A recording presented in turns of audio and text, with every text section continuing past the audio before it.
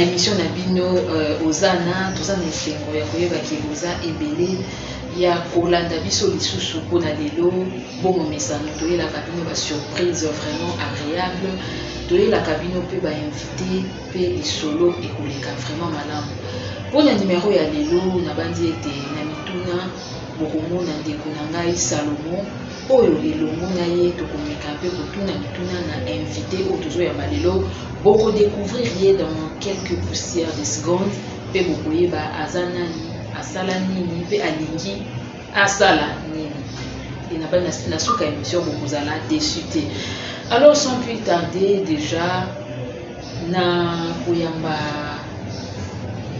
invité na ngai déjà invité na biso parce que ça ndeko Salomo boni malamu. Santé kimia. Oui, santé kimia par la grâce de Dieu. Kola zobatela. Yaza mozalis. Ça y est, ma mingi vraiment. Ça y est, ma mingi. Alors, tozo yamba lelo, artiste et musicien, JC Kabongo. Vraiment, n'a évité papa. Bonne santé. Merci beaucoup. Kola Pambolabino, santé zamalam par la grâce de Dieu. Les âmes zobatela biso tozali. Merci beaucoup pe na pesi merci mingi na émission na biso Ozana en tout cas nzambe apambola mondenge pe boye koluka ngalelo et par la grâce de Dieu toko solo là pour que le peuple de Dieu va comprendre ce que Dieu a mis en nous pour l'édification du corps du Christ. Voilà votre nzambe va comprendre papa JC Kabongo na évité dans le bika JC Kabongo est-ce que comment on va faire la présentation des amis pasteur artiste musicien chrétien, JC Kabongo. JC Kabongo veut dire Jean-Claude Kabongo. On m'appelle Jean-Claude Kabongo Ngalabouloume. Je suis né au Kassai central, c'est dans la Botami. Naé qui s'est à l'âge de 17 ans. Tant que ça à l'âge de 17 ans, là, naé bâti sauté. Le temps n'a commis 3 mois après, Koko Mananga, au mois de décembre, le 12 décembre 1999. Alors, nous avons gradué en communication. Nous avons fait voilà. Alors, vraiment, Bolandi, quand on a un artiste musicien, mais il est déjà précisé. Voilà, mais alors, au lobby, au commun qui chasse à l'âge de 17 ans, après de Yebanzang. Tu as bien le lot en tant qu'artiste et musicien. Papa, je sais Kabongo, tu es Basipo. Vous me capez combattre la petite histoire. Vous avez bien sous l'âge de 17 ans. Qui n'a pas mon ami, c'est vrai et ça qui est introduction. Mais quand tu sois Yamba qui est son nom. Ok, Nayamba qui est parce que Nasara qui bosse au Moko Nakasai. Bozo Banasara qui wana. Tu connais déjà secret. Déjà secret, ça quand j'étais non. Ezaki na baninga moko bazaki un peu avancé en âge que moi. Alors bayaki pa miso bayaki kofute na lupango miso. Bakomaki le skolo ko la baninga nanga. Siko bango lokola ke bakomaki baninga bakomi kozela kola sananze la basi. Bakomi kola sananze la komela ba diazepam ba valium. Alors il y a et comme mon kolomoko na meli diazepam na ba valium na langwe. Na la siko na canapé na salon. On m'a déshabillé par les filles du quartier. Le côté déshabillé na kaka bo babandi ko olanga. Après bazu ba sopeli ngama. Tama sopeli ngama na sutuki. Namoni donc nazani devant les filles. Quelle honte. Na siliki. Alors tant na siliki et comment est-ce que ba boyo kanezate. Alors ça n'a pas plu à mon père. Alors na kate na bango zaki na mwasi moko na banda ko landa et bien que na zaki mwana mke. Alors ça dit que nos familles mwasi wana bakangi biso na mwasi wana et crée ce problème. Papa ne dit ce que n'a dit que n'a bateau union se pogobeba. Ayango, il faut rejoindre les grands frères nayo au bazana qui ça aucun autant. Des balongo là. Des balongo les ngasiko tant na komi kokoma na komi na piétiner église pour la première fois c'était na veiller organiser église les combattants du Christ. Na komi na matete na quartier donc quartier Ekoya na Koloba na komi na matete église na biso combattant du Christ et pas pasteur Jean-Louis Moïse. De ba yaya ba mema ki okuna. De ma grande sœur a meminga kuna na grand frère. na commis na église première fois na piétiner église de réveil. Donc kuno banoki église de. Quand on a banoko les kaka ba église kaka ba église na biso mususu. Mais pour l'église de réveil, c'est la première fois na piétiner on a on a commis dès le premier jour ba bengisaki ndeko Odo Elwak. À l'époque, il chantait. Il a interprété Banzengo ya frère notre frère papa Matusabwe. A interprété Kinzengo moko Nzengo et chaque ngata mayembaki ezalaki ekulusu. Wana tuko bimezo sala succès. Alors tango yembi na yango talatina ngai na koyembela. Ça m'a plu. Et c'est personne en avait navandi na lobi. Ah, navandi ko raisonner la vie que j'ai passée. Oui, navandi ko raisonner la vie que j'ai passée na Kasai. Il y a une personne qui est morte pour moi. Alors pour nena avec sa vie à boy.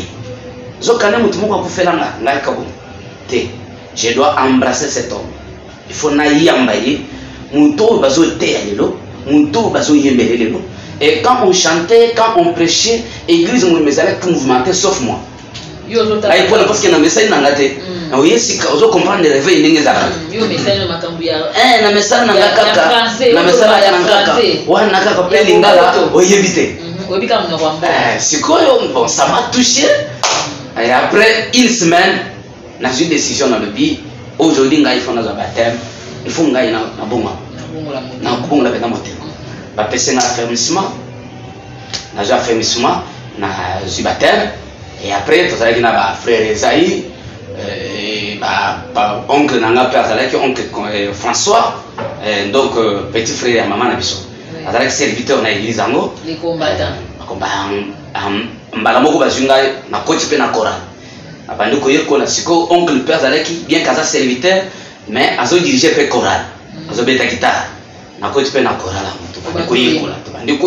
Siko yo na kati yote obi okoti na chorale na chorale siko ata na église ozala na Kasai banda oye tikala oyemba église na Kasai tellement na mwana mke wana nazalaki sikoyo kobeta mbunda azobeta mbunda siko nazokola pe koyemba mukeka grand frère bazoni mabisi siko naza penza soki obimi osali soki na bimi na sali makambo nyonso bosoto nyonso oyo Galate 5 elobi donc makambo mabe onzo te salaka asali na ngango mais boyambi Yesu na zaki na ngote tant siko na yeko yamba Yesu na zuma maintenant je prends la vie au sérieux okoti na chorale na koti maintenant na chorale on a commencé maintenant à me former tant bandi ko former ngai alors na koyemba il y a eu maintenant ezalaki na camarade nanga tozaki na classe moko wana na komi na 3e des humanités camarade nanga tozaki na classe moko.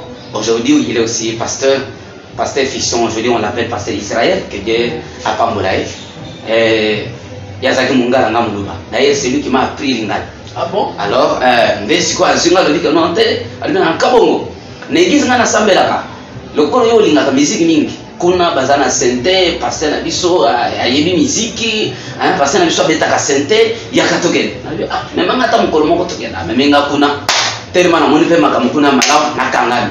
Kuna na lobi nazo bandela pe ba modile na nga affermissement. Ba continuer sur ce affermissement. Na koti na protocole kuna ngai toujours chante. Sikona kata ba yemi balinga bazo interpréter banze mususu oyo. Ngai sikoyo tellement na bili ngala bien te moyen na ba banze mwana mususu. Exactly. Sikona kata group baninga nyosiko ba bwarsinga. Tamba ninga ba bwakisinga te pon na za mabe tellement koyemba pe na vandicité, langue pe na vandicité. À l'époque ils ont avancé moko tant mususu ser moko na biso moko ya église et tant na église na yaki église Bethany Germe Jésus Christ la lumière du monde. Il y a pasteur Jean-Claude Baïkoula na Pessimbote pe na Pessimbote famille Baïkoula Mobimba pas Prosper Baïkoula pour ça na potonza ma pambola bino nde pasteur Azunga abandi ko ilaxanga ko musique bisona ndeko na ngai on l'appelait à l'époque fiston nde wa mema kingai. Pas maintenant pasteur Israël. À la musique, musique.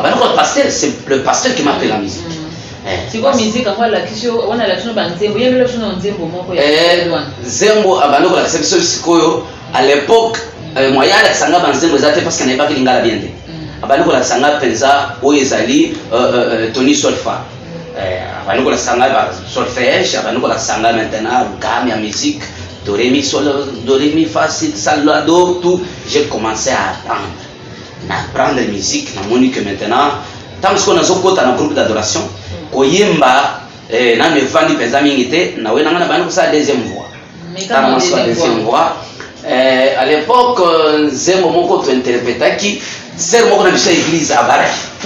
Yo tu l'as choqué deuxième fois yo parce que comme maman c'est na biso moko église à Doba c'est quoi to bandi ko répéter Zembo to répéter ki Zembo ya liba esengo lelo bande ko babalani frère oyo na sere oyo basangani lelo bakomi moto moko tant to bandi ko répéter Zembo wana to comme ce ko moko la liba tellement nazo imba bien te bachenga mupanzi donc acho libanda bachenga libanda ya masolo na pesa mupanzi parce que na maîtrise que koyemba te na mesa pe lingala mais faut awa nazo imba moi bien faut yo kasuka l'époque na ko yemba esengo lelwe yimbande ko baba nye donc là il y a que chilua ebele lingala mu donc yango sikoyo e ko sala que tant moni babwa kisinga toluki moninga moko pazali ko na za ke frère na église. Aujourd'hui, il est aussi pasteur François. Donc, quand même, ce que pasteur François, à l'époque, frère Fiston, à l'époque, frère François, Nangaï, frère J.C. Kaboum. Ils sont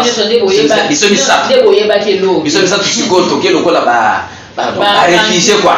Apprentis, il y a ce groupe chapeauté, encadré par le pasteur. Tellement pasteur a joué guitare. Avec ex-musicien, il y a Vox Day. Alors, il faut apprendre les musique persamment dans mon papa, papa apôtre Wazaleki, apôtre Wazaleki, président, il y a pasteur Kankenza Mwanambo, Albert Kankenza Mwanambo, parce qu'il a appelé spirituel, pasteur Jean-Claude Baïkoula, mon papa. Alors, avec Kankenza. Avec Kankenza, voilà. Alors, c'est quoi, il faut apprendre les bisous, c'est quoi, ndemba na moko abano ke biseno ke biso ke pobo ke de liboso na musique bo limiter kaka na ko interpréter bo bana ne ko composer.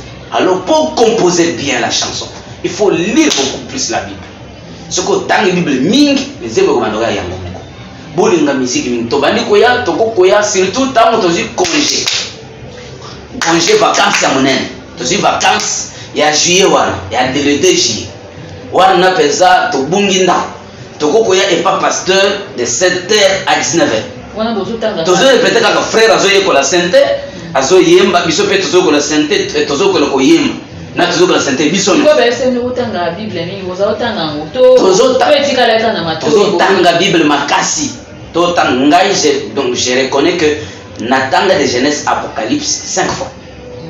Donc, quand on attend, il est Bible mobile. De Genèse Apocalypse 5 fois. 5 fois. 5 fois, j'ai vu. 5 fois. Mais à l'époque, bon, on a un comité, mais à l'époque, on a mis sur l'album. J'ai fait sortir des révélations dans 4 albums. Au Apocalypse, par exemple, dans un moment, on a dit j'avais le ciel ouvert. Et voici pareil un cheval blanc. Celui qui l'a monté s'appelle Fidèle. J'avais 22 ans, 23 ans à l'époque. Quand j'ai composé cette chanson, j'avais 22 ans. C'est qu'au moins à 22 ans, il y a une révélation dans l'Apocalypse. Cet homme-là avait sur son manteau et sur sa cuisse un nom écrit. Il est le roi des rois, le seigneur des seigneurs. Des révélations pareilles. Tellement l'Apocalypse, avant toute repentance, mes frères, Dieu prévoit toujours un Jean-Baptiste. Cela est toujours la conviction de l'abandon du péché. Mais j'avais dit avant la repentance, Dieu prévoit toujours un Jean-Baptiste. Jean-Baptiste c'est qui? C'est la conviction de l'abandon du péché. Maintenant, pour nous comprendre les mots, ceux qui m'ont dit 15 mois, m'ont demandé là. En tout cas, ça m'a pas mal là. Ça m'a pas mal maison SCG. Bon, Nazongi. Et alors, tant que tu es il avait kangami na composé Zembo pour la première fois.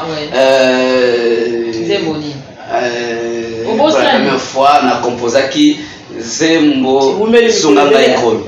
Sunganga Ikolo, yo musungi nanga. nataleli yo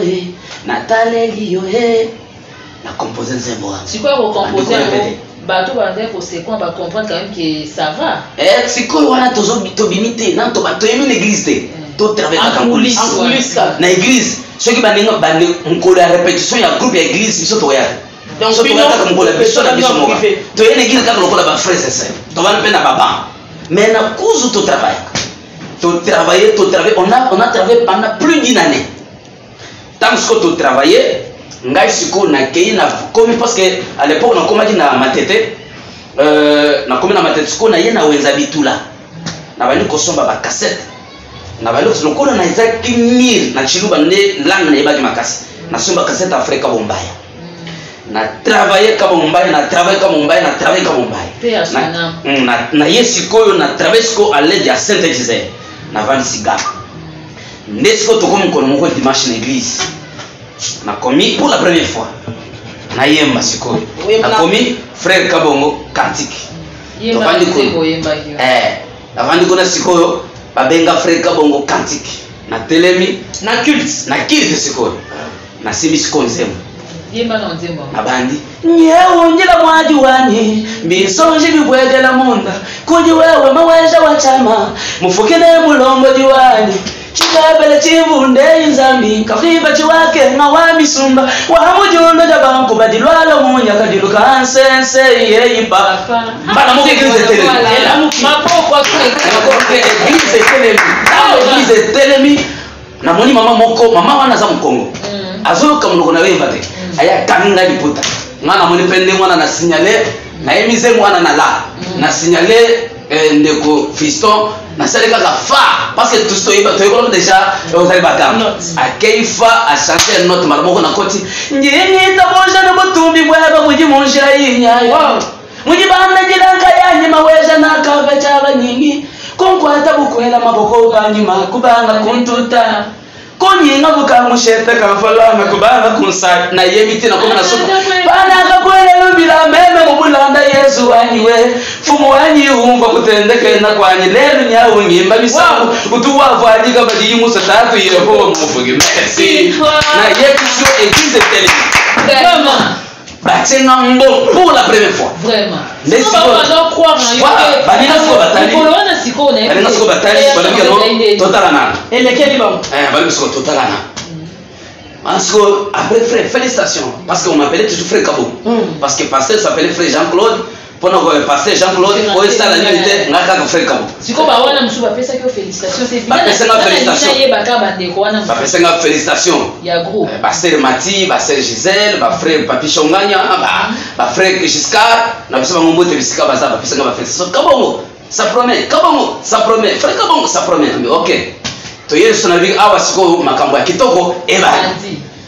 Dimanche prochain na bi awa siko nazo changer. Komi frère Kabongo cantique. Tango balibika la tozo bengi sa frère Kabongo cantique église télé. Bon, na bise frère Fiston wana siko na répétition na sina na bise déjà a programmer déjà biloko moko baluba. Atie déjà ba marimba moko na programmer déjà santé. Na komi siko na telemi na bika cette fois-ci siko na oyemba lingala. Aussi point. Ah on a koyemba siko lingala chilubalize. Parce que nzembo bado korenya l'époque ezaki na lingala chilubalize. Nzembo nini wana? Oyoka après ce que frère Fiston a programmé. Marimbe bado kobeta na santé. Malaboko na kangi. Satana gani saki ya kolonge. Ela nzaka zine misala. Satana gani saki ya kolonge. Nzaka zine misatu. Makasi na nyose esili. Kuna ngomba gologota.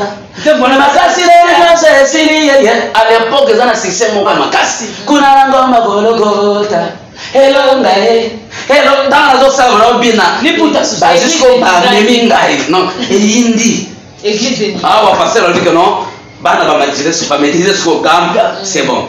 Ba na moni so. Ba fonction d'adoration ba. Na ko tsiko na adoration te. On troisième dimanche. Na yeli susu. Na troisième dimanche ko na yeli susu, na ye ko beta sikoyo nzembo ya Kabongo toujours. Giba ya lufulwanye. Bana betu na balunda bana na yembi esengo le susu. Ba moni kama frère comme quoi na gambie siko ba frère ba salim sur rien. jalousie. La jalousie, c'est ce qu'on va comprendre, comment est-ce qu'on a besoin. Comment est-ce qu'on a besoin. Oh, tout ça, il pas pasteur, parce que tout ça, bah, il y a des bébés dans la église, mais toi, tu veux la répétition, tout le monde a manqué. Bah, frère, comment bah, il y a une répétition, bah, frère, fiston, bah, il y a une répétition, bah, il y a une répétition, mais n'a pas gagné. Est-ce qu'on va le dire que nous, bon, bah, intégrer ce groupe d'adoration. Donc, au Sangani, c'est quoi? Force à groupe d'adoration.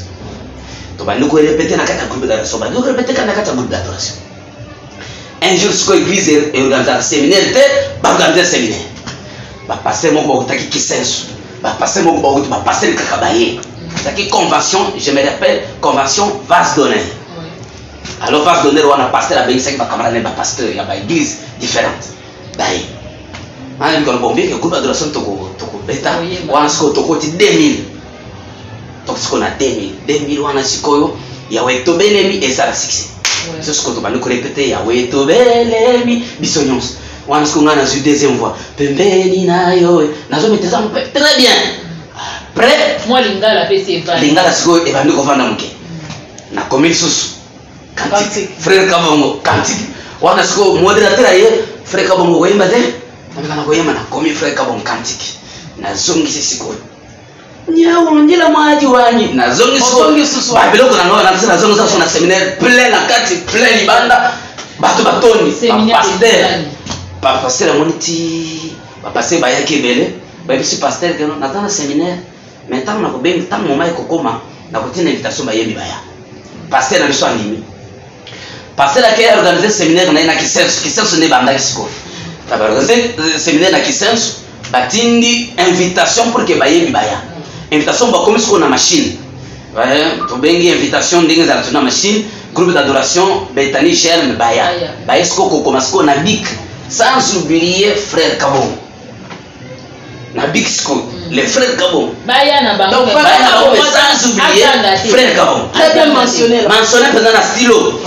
Invitation batangi baninga ba eye pasteur Dick voilà. Pasteur Dick atteindre bino invitation pour que nous yemba mais a insisté frère Kabon Hazala zo kande bisika na kende ki fa pasteur tamisa to kende ko beta na adoration mon kolongo est tombé baser mususu babaye parce qu'à l'époque qui senso bangomba o comme Tanzanie baby ba menzi babaye qui senso ko na masika balinga ba mususu babaye et tombé kaka biso 3 au 3 wana donc il faut ça to qu'est-ce que tu réponds to fulfili to ebi banzembo ya frère Carlito ana occupé comme masika to boko tunae ndenge nini to bandi ko yeba banzembo wana et après banzembo ba frère de Ningonde ya nzembo na ya na kanisi bolingo la yo bana to ko mema et to ko masika alors yembi et après pasteur alingateur zo kande za ke événement ya monene wa organizaki abengi tous les pasteurs ya kisenso na bagise na bango to kota boy plein bato batoni boy mama na bandi ko yemba na bandi na zui micro na bandi na puisque pasteur a telemi alobi tellement bayoki ngai chilubate pasteur abato kana en Congo ayoki sko chilubate a telemi soit lingale qui sa oratrice du jour oratrice quoi bandi maman a été rappelé à la télévision maman Mayasola je pense Muteba je me rappelle à l'époque à Télémi à Zénisco à Té pour Té à lui qu'on a avant na densa maman Té pour maman za muluba siko ainesco na zo siko na mboka na bango bien que babale pas mu komba na zo na mboka na bango mais avant tout na zo benga siko pour na zo na mboka na bango na benga frère Kabo allez tellement ya kiko de kufenga na Betani kama na komi na bandi nyewo njila mwaji wani mama sibi mutu akonzembo wana ndenge mama sibi mutu makambo yindi na yebisio esika na zalaki na bandu komona ba offrande zaki ya nini matembele bandunda bamanyo onde bazoya kotia ngana na makolo église mouvementée ce que comme siko ba pasteur wana soki ba organiser ba bengisi ndeko bimanyoso yango ndeko mayango wana siko buri wana yeti et comité na matete et un jour maintenant Dieu m'a fait montrer que je dois faire groupe. Tantôt comment est-ce qu'on a 2002 dans cette groupe céleste. Le 15 octobre 2002. Des groupes ébandis. Des groupes ébandis. Groupe en Zati. Groupe Zati. On a recruté le musicien et on a commencé maintenant à travailler. On a dit ah on va travailler album. On a jusqu'au Banzembo, on a tiens ba mission to bande ko Te travailler malembe nano. Banzembo zo oche banzembo zo ki wapi. banzembo chef En même temps bana ko yemba na bekizo bana ko composer zo bomba to nazo composer na zo groupe. nazo composer na zo bomba nazo composer déjà moi répertoire na yo déjà ma répertoire na ngai nazo composer na zo bomba Ozo bomba mais ozo yemba on kuna te. nazo bomba kuna te Donc mais sauf que mukolo moko siko église biso ça disco cellule na quartier frontière. Donc qu'est-ce qu'on a cellule? quartier frontière de Ouattara. Quartier frontière na matete, quartier frontière eza na matete. Siko to ke donc babenga quartier frontière za frontière ya matete qui sert sous. Donc comme sikoyo neuf na biso fiston que mon frère fiston to yemba nzembo na ngai oyo nzembo na ngai oyo to na composer kwa na nzembo na ngai na composer ki. Atulinga ke nzembo ni na biki na volonté de Dieu. Olakisaki yango. Ba yebi déjà trois déjà to yebi ezaki siko en reggae la volonté de Dieu. Ah nini? Reggae, style reggae. Tellement reggae. Reggae siko, anaza reggae man pendra ma. Mais quand après siko tango fiston tient siko aluki siko style reggae na sente. Aziako. C'est siko na bandi. Vule betaki mabele poli, vule banako beta siko ya mike siko na to check siko bashte. Église kozo be banda série sika. Inauguration série. Musique est na bandi. Je vis le ciel ouvert, et voici Paris un cheval blanc. Celui qui le monte s'appelle fidèle, il est aussi le véritable Dieu. Et le juge à faire justice. Dans la yembi, to comme c'est belle, to bani chorégraphie. Nazaki na moi, sapato moko, sapato wana ce que c'est kufaki. Dans na zo beta sko spectacle beta photo beta boy. Sapato talon longwe mati likolo sika boye talon longwe ese façon sapato c'est kofa so na skata kobina yo bina malembo e ba kosa tellement reggae po bina ngo bien il faut makolo yo on ça donne un problème na likolo zo bina so donc so mone molimo akiti siko bosani basi oza na problème na likolo na pomba boy talon sapato mati likolo et créer ce qu'on makelele l'église makelele l'église ngana kanisi makelele l'église na kanisi makelele l'église eza ya nzembo kitoko zoka ne bato bagangi ndenge talon emati na tika na ndambo admeto ne chaussure eza boye talon nyonso emati likolo te nani ata boye mabele so na kokipe na kende kolokota to na kokipe alors eza moment moko inoubliable vraiment pasteur en tout cas na romeko kato mo mke maloba en tout cas fidèle bandeko bozolanda biso boyoki bino moko parcours départ ya papa na biso JC Bongo. Je crois que depuis nyonso ezara facilité. Alors papa nazaki na deux préoccupations débutant na tuno ya liboso eloko nini esalaki que okoma pasteur parce que biso to yebino vraiment na cachet na style wana oya moyembi parce que batazoye ba période moko salaka nzembo moko ya reggae salaka succès mingi boye. Alors eloko nini esalaki que au transiter de moyembi okoma pasteur parce que ezali question oyo malela Dorcas bandeko malela Dorcas na malela Kamesa batunaki nini ndenge nini esalamaki olongwa na po wana ya moyembi okoma pasteur. Ça c'est de 1. Deuxième question nengana tuna est-ce que depuis que komi pasteur omonite ke eza mwa mokumba makasi ozozwa temps ya kosangisa misala na mibale ndenge ni bien que toyebi kende balobaka ke soko longoli mutu kisoda eza kobosanisa ene babetaka masasi te eza mpe art nayebi ke mbisi azala mopaya te mibale mpo mai eza mboka na ye nayebi ke eza art oyo eza na makila me ozwaka ton ndenge nini ya kokabola entre temps ya pastoral na temps ya artiste. Ok, merci beaucoup. Mais avant de répondre à la question, on a expliqué pendant une minute comment on a découvrir. Exactement. Alors, on a composé par à travers un groupe. Tout ça, moi, collègue dans la biso, il y a moi, quelques zèmes, pardon, moi, bon, on a mis mon quête au côté studio. Dans notre côté studio, tout ça, il y a un producteur, dans ton côté studio, tu as mis ici produit fini et bimi. Ne chikoyo, on a zoté kana boutique ya grande sœur. Ok. Quand c'est kana boutique ya grande sœur, na moni ndeko moko aye alobi, maison moko efungwami, eza na victoire comme on a SCG maison service chrétien la grâce alors nayebi papa moko aza chargé na donc elle était pas papa wana amema biso kuna nazwi CD na ngai na